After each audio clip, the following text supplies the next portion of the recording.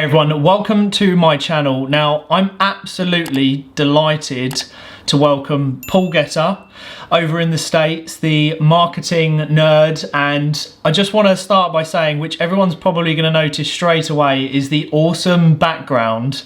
Is it the marketing cave you call it there, Paul? It's the nerd cave, Of it. So, look, everyone, I'm going to pop up Paul's profile on Instagram so you can find out a little bit more about what Paul does. But the reason for getting Paul on and have the pleasure that Paul accepted to come on is we're going to be talking about marketing. It just seems to be everywhere at the moment. It's what every business brand needs, and Paul is an expert in this industry. So Paul, firstly, welcome, and just a 30,000 view of who you are and what you do. Hey, thanks a lot, Aaron, for having me here. It's my privilege to be on your show. So my name's Paul Getter, also known as the Internet Marketing Nerd. And I've had the privilege of working with some of the top entrepreneurs in the world, guys like Tai Lopez, Grant Cardone, Bob Proctor, Les Brown, A-list celebrities, Fortune 500 companies. I've been blessed to work with some amazing individuals. And so that's what I do. I'm an internet marketing nerd. Yeah, it's awesome. And look, Paul, I hopped onto your website, and for anyone else that watches this, go onto Paul's website, check out some of the people that he's worked with. These are big names. So instantly that says credibility, and you know exactly what you're doing. So Paul, I just want to bring this back to the beginning, because you are working with some incredible names. You seem to be doing very well in your industry. So I'd like to tap into a little bit more about where Paul actually started and the entrepreneurship in you. So kind of, how did your journey actually start to where you are now? Yeah, so that's, wait, how long is your show? Because I don't know, but I think growing up, I probably always had an entrepreneur spirit. I was the young kid that was going door to door, asking people if I could mow their grass. I was delivering newspapers, whatever I could. And when I graduated from high school, I actually went to college, got a degree in theology, which, if some people don't know, that's actually the biblical studies. And I quickly found out that wasn't a very marketable degree. I remember filling out applications and people saying, theology, is that like the study of rocks? I'm like, no, that's geology. But so I found myself kind of in this hustle mode, trying to do whatever I could to just pay the bills. So I did everything. I worked at restaurants. I worked at department stores. I delivered phone books, whatever I could to get the bills paid, to support my family. And I guess the inception of internet marketing began when a friend of mine said, "Hey, Paul, you need to get on Facebook." At this time, it was very new. Facebook was just like, everybody was starting to talk about it. And I remember I jumped on Facebook and I played around with it. I was like, this is for kids. I don't have time to play games. But then I saw an opportunity for businesses to put their information out there. And I guess you would kind of say one thing led to another. I found myself in the internet marketing space. The word internet marketer was not even coined back then. It was just, social media marketing agency. None of that was even defined at that point, but that's what I found myself doing. It's incredible story and journey you've got there, and I suppose a lot of people that are going to watch this are aspiring entrepreneurs, business owners, and many who are in the digital marketing space, or at least trying to get into that space. It seems to be everywhere. It's almost that if you're not involved in some form of marketing or you're keeping up to date with it, you will get left behind. Absolutely. It seems like you're an action taker, so there is a key point here already to take away. As you were saying, you were just doing it. It was just a case of not going to think about it. I'm going to pull the trigger. So massive takeaway for anyone watching this is get it done and pull that trigger. So, if we look at your profile, it basically tells everyone what you do, very nicely as well. And that comes into dominating your sector. So in the digital marketing space, it seems to be something that everyone's very interested in, because everyone's trying to get their brand out there. Everyone's trying to do it in the right way. But kind of, how do you go about dominating a sector that I wouldn't say is oversaturated, but it has a lot of people trying to dominate it? How do you stand out from the crowd? Yeah, so there's a couple of things. One of the things that I think it's important for you to understand is the answer to that question is always evolving. So what you did 10 years ago, it's not going to work today. What a person did to dominate the industry 5 years ago is not the same way you do it today. So there has to be a very close connection to the industry. You always have to have your hand on the pulse of what's going on, what's working, what's not working. I think one key word that really resonates when it comes to dominating an industry or setting yourself apart is the word that I hear often. It's called disruption. So you disrupt. And to disrupt simply means that let's take, for example, you're scrolling through your feed and all of a sudden, boom, something catches your attention. Well, obviously, the name of the game is you want to get the most attention. Attention is the new currency. So you want to disrupt. You want to get attention. Well, the challenge with that is, I can speak for myself, I would do things that would be disruptive. I would do something that individuals didn't do, and it would catch people's attention and people would be looking. Well, next thing you know, everybody saw, wow, that's neat. I've never seen that done before. So they start doing it. And then you have 20, 30 people doing it, 40 people, hundreds of people doing it. Now what was disruptive is now the normal. So you have to change and become a new style of disrupting. So again, you always have to be, it's kind of like a chameleon. You always have to be changing, not to blend in, but to stand out. Do you think, some amazing points, do you think that it's true when people say, be everywhere? You know, if you get the chance to get in front of that camera, to get on a podcast, to put your name, your brand out there, do you think it's now a case of take every opportunity, or do you think it's a case of you handpick?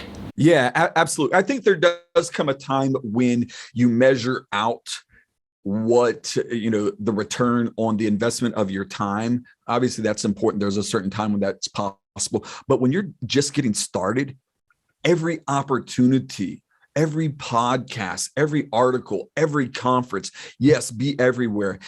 And that can be done pretty easy if you know what you're doing, the right strategic ads. Really what it means when it comes to being everywhere is you want your target audience to see you at all times. It's not about being everywhere at all times, but it's always in front of your target audience. So you define what your target audience is, and then you find out where your target audience is, what they're watching, what they're listening to, where they're going, and then you position yourself in those places.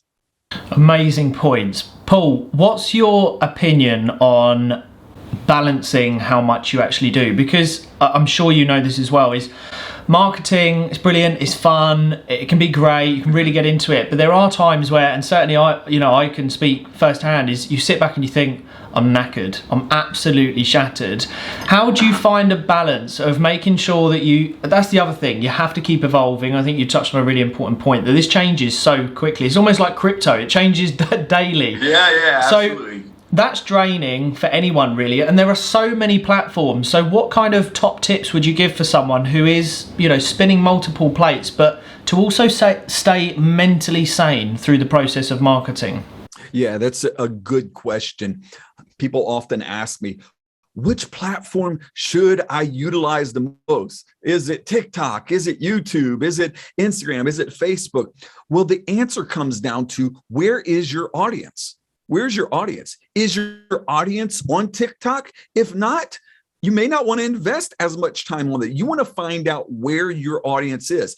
Not only that, you also want to be able to be ahead of the curve and know where your audience is going too.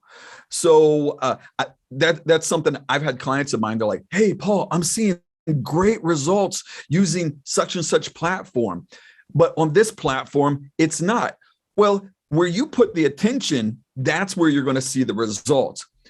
So when you define where your audience is, that's where you want to put the most attention, but you also want to, be on the other platforms and position yourself. Where could your audience be going to next? Put the most attention where your audience currently exists. Yeah, I totally agree with that. And for anyone watching, really note that down, is go where your customers are, or where your clients, or your audience, where you're trying to offer value. Top tips there. How do you go about, this is a conversation I've had quite recently, and it keeps coming up, and I seem to be saying the same thing, and I can't stress it enough, is the importance of collaboration. If you're trying to expand, you're trying to grow that little bit quicker, is the importance of collaboration with the individuals that you have worked with. These are some big names. How did you get yourself there? How did that start? Well, getting the big client, getting the sharks, that's something that doesn't happen overnight. That was a series of starting out, doing little things good, and that will put you in front of the bigger people. So doing those small things good with excellence, people start talking about you, and you pop up on their radar, and then they're inviting you to their office to talk to you and everything because they want to know what you're doing. I would say this is probably one of the number one tips that I would give someone that is trying to get in front of that big person or get in front of that big client. I've got coaching students and young guys that I work with, and it's like they want to get that big project, that big person first. And I've given people this advice: do your skill for a year for free.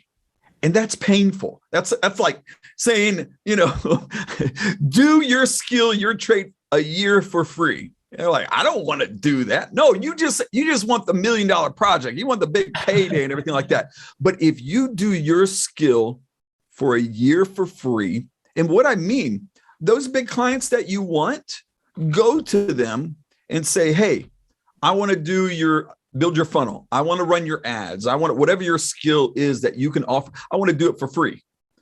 Chances are, if you can prove yourself to them, they'll start to pay you.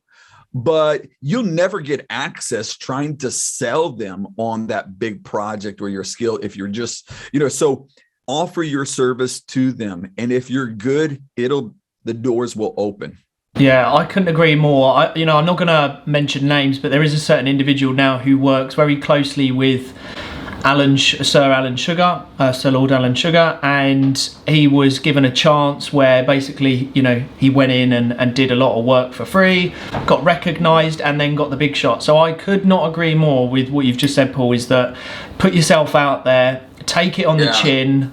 If you have to work for free, it's for the benefit of you long term. And this moves nicely onto relationships. So I think, some people fly solo in business, some people are surrounded by a team, and, I think you can get a good mixture of an online team, physical team, stuff like that now. How important has it been for those around you to expand, to go quicker, to meet the right people? Like, how important is your sort of circle of 5, 10, 15? Yeah. When I first got started in internet marketing, I was that one-man show. I was kind of doing my work behind the scene. I was the guy working behind the curtain. Nobody knew who I was. And I operated that way for a couple different reasons. Number one, I think I was afraid to let people know what I did, because I was like, if they found out what I did, they might try to take it. They might try to copy me. They might try to compete with me. So I kept things hidden. And then secondly, I think that there was probably some insecurity that if I went out there and let people, just connect and collaborate with other people, that I would become their competition. They would try to take my clients. They would, those type of insecurities that we have. Then when I realized that having real relationships with people, being connected with people, that there's no one, when you see that people aren't your competition, but there's opportunity for you to collaborate and you to grow together, then there's so much more that can be learned from that. Building relationships, when you understand that relationships is more important than revenue. Like if you lose everything, if you still have those relationships, you'll definitely be able to rebuild a lot quicker. Yeah, I really believe I put a lot out in terms of, I'm blessed to work with some amazing people, especially from sort of my background to where I am now. It couldn't be any more different from where I started. And, I'm so lucky in the sense of those that I can reach out to and speak with. And that's really important to me. And it has taken, me 8.5 years to build really solid relationships. And I really try and drill that into people. And it sounds like you have applied yourself for years and years, and now the rewards are paying off. And I think, I don't know how you find it where you are and people you talk to, but we're in a world where everything's so quick. You download the app, it's instant. And I find that people forget that when they hear the word, oh, you're gonna have to build a relationship for 2-3 years, might not happen. It's almost like, whoa, I'm not getting involved. So it's about longevity, isn't it? Yeah, it absolutely is. When you look back, number one, you can't put a price tag on a relationship. Real, true relationships, connections, and not just, a lot of times, kind of like you said, people have transactional relationships.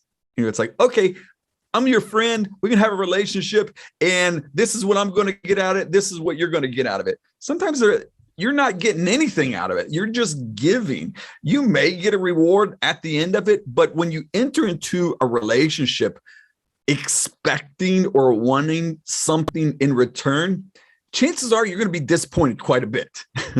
But if you just go into a relationship to serve, I remember when COVID first hit, I had so many of my clients reaching out to me saying, Paul, what do I do? Should I stop selling? Should I, do I need to change my business? What's going on?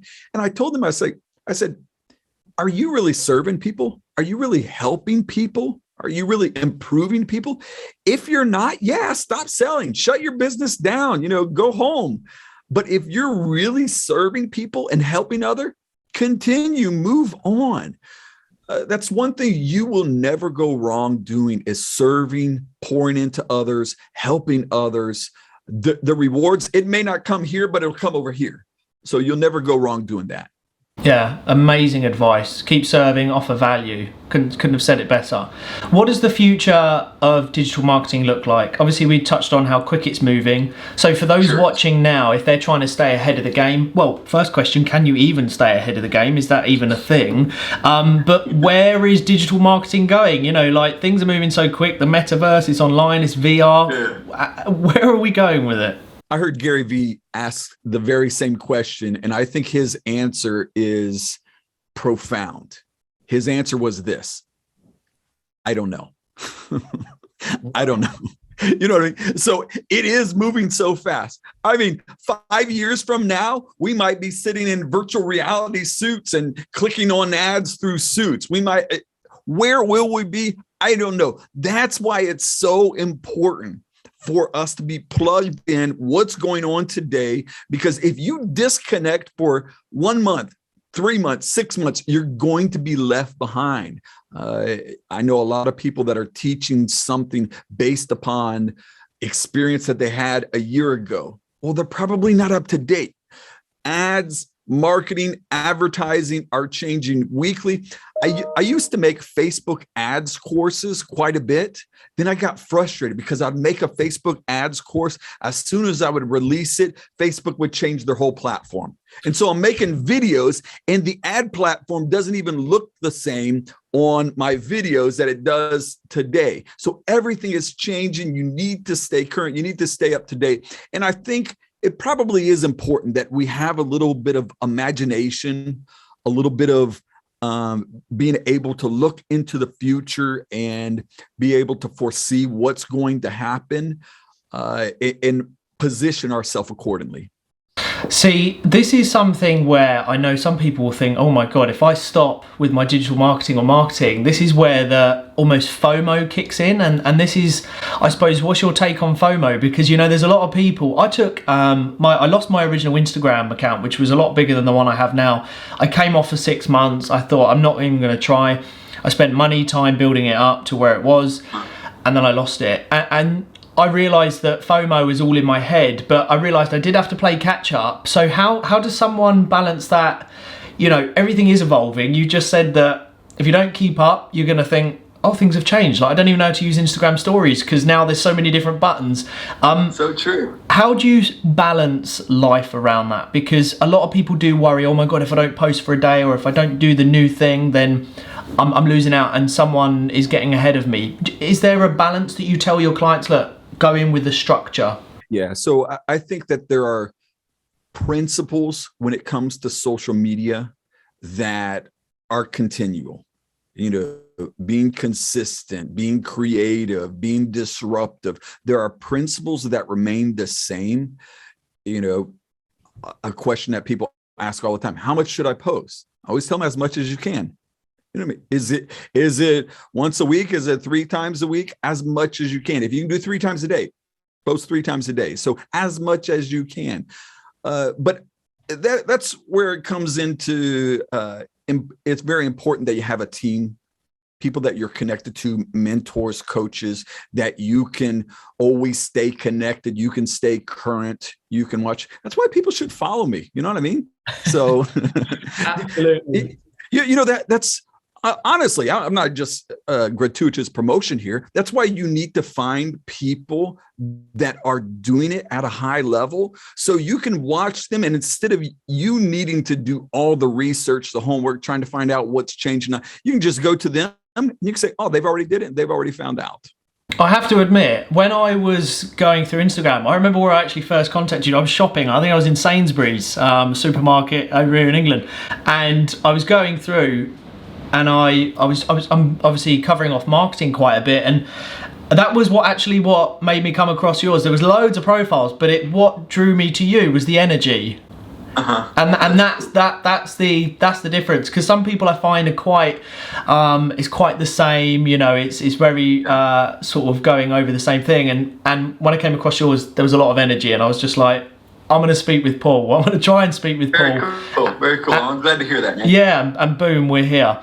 So, Paul, look, as we sort of come to a bit of a close, what are your top tips for those who want to do well for the rest of this year to kind of really propel themselves? What would be like your top 3 tips for someone starting right now? So, number 1, I'm a firm advocate of getting a coach, a mentor in your life. One of the fastest ways to excel success is get a coach, get a mentor, someone that can point you through the winding roads of marketing or business or whatever your specialty is. So get a mentor. You'll never go wrong investing in a good, experienced mentor. Then number 2, build relationships. We talked about that. Build relationships. How can you do that? Go to conferences, go to seminars, go to webinars, things like that. And then thirdly, learn to invest in yourself. Learn to invest in yourself. And so that covers a lot of different areas, whether it's your health, your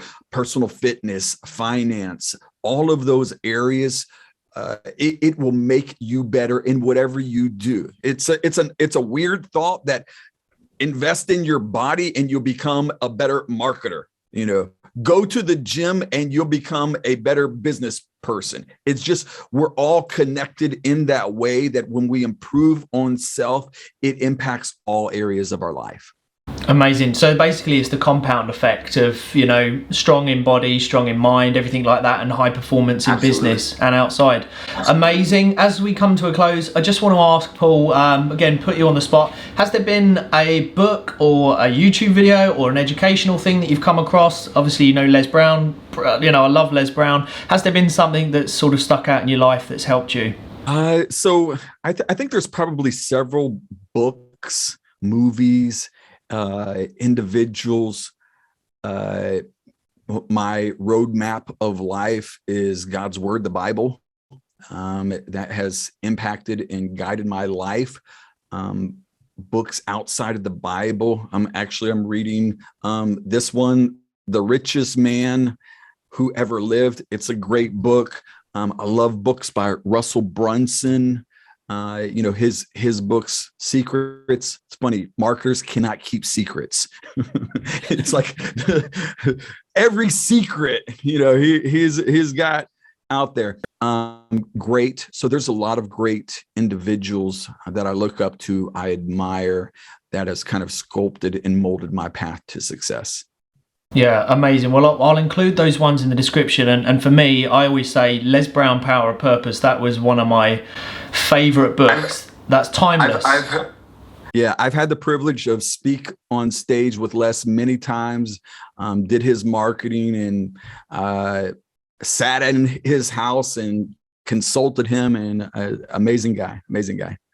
Amazing. Paul, it's been such a pleasure for me to welcome you onto the channel, and for everyone that's watched, you know, it's going to be so much value, so I can't thank you enough for coming on. Paul, if people did want to connect with you directly and learn a bit more and find out about your services, where can they go? Sure. The easiest way is just connect with me on Instagram. My Instagram handle is Paul, just Paul, verified account.